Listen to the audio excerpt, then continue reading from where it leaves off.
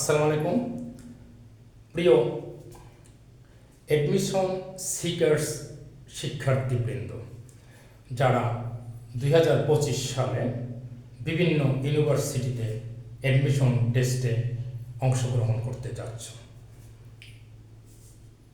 Admission টেস্টের আমার আজকে প্রথম ক্লাস, তবে প্রথম ক্লাসটা আমি ইন্ট্রোডাক্টরি ক্লাস হিসাবে একটু দেখাতে চাই, কারণ আজকে আমি নির্দিষ্ট কোনো টপিক্সের উপরে কথা বলবো না।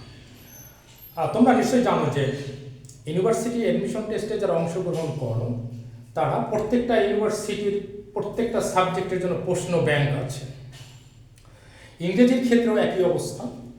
তোমরা যদি এই প্রশ্ন ব্যাংকটাকে প্রথমে একটু দেখে নেবে, এবং প্রত্যেকটা ইউনিভার্সিটিতে যেহেতু প্রশ্ন ব্যাংক আছে, তুমি যে ইউনিভার্সিটিতে পরীক্ষা দিবে সেটা ছাড়াও অন্য যে ইউনিভার্সিটিগুলো আছে সেগুলোরও কিন্তু প্রশ্ন ব্যাংক দেখতে হবে।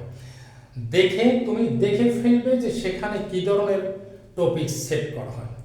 বলাই বাহুল্য, আমি খেয়াল করেছি যে প্রত্যেকটা ইউনিভার্সিটিতে ইংরেজির উপর যে টেস্ট হয় সেটা গ্রামারের কোনো আইটেমই বাদ দেওয়া হয় না।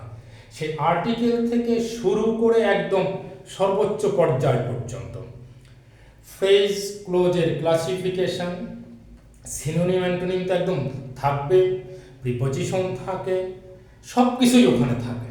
সিম্পল কমপ্লেক্স কম্পাউন্ডের উপর প্রশ্ন হয়। তো সেই হিসাবে তুমি আগে টপিকসগুলো একটু দেখে নেবে, দেখলে তোমার সুবিধা হবে যে কোন ধরনের প্রিপারেশন আমাকে নিতে হবে। আর টপিকসগুলো দেখার পরে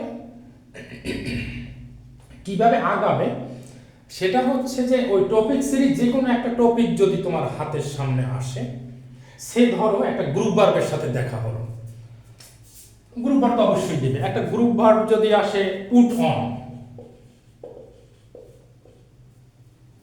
পুট অন মানে পরিধান করা।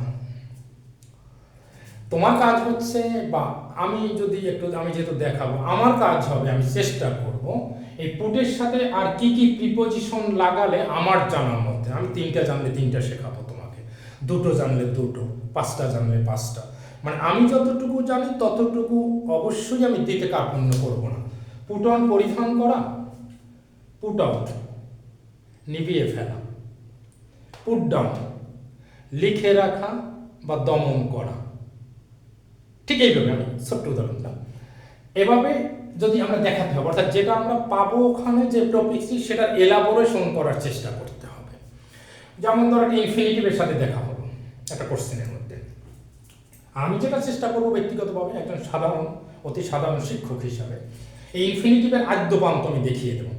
ইনফিনিটিভ কি, ইনফিনিটিভ ফ্রেজ কি, ইনফিনিটিভ সাধারণত কোথায় কোথায় বসে এবং কি কি কাজ করে, বেয়ার ইনফিনিটিভ কি, ইনফিনিটিভ মার্কার কি, স্প্লিট ইনফিনিটিভ কি। অর্থাৎ এই ইনফিনিটিভের আদ্যপান্ত সব গল্পটুকু যদি আমি শোনাতে পারি, তা ইনফিনিটিভ রিলেটেড যে প্রশ্নটি হবে সেটা আমার মনে হয় আল্লাহর রহমতে ওর ভিতরেই পাওয়া যাবে। আমি মনে হয় তোমাদেরকে কিছুটা বোঝাতে সক্ষম হয়েছি। অতএব আজকে পর্যন্ত থাকবে। আমি নেক্সট ক্লাসে যে কোনো একটা টপিকস যেটা তোমাদের অ্যাডমিশন টেস্টে থাকে বা আসে সেরকম একটা টপিক দিয়ে শুরু করব। সে পর্যন্ত তোমাদের সুস্বাস্থ্য কামনা করছি, তোমরা আমার জন্য দোয়া করবে।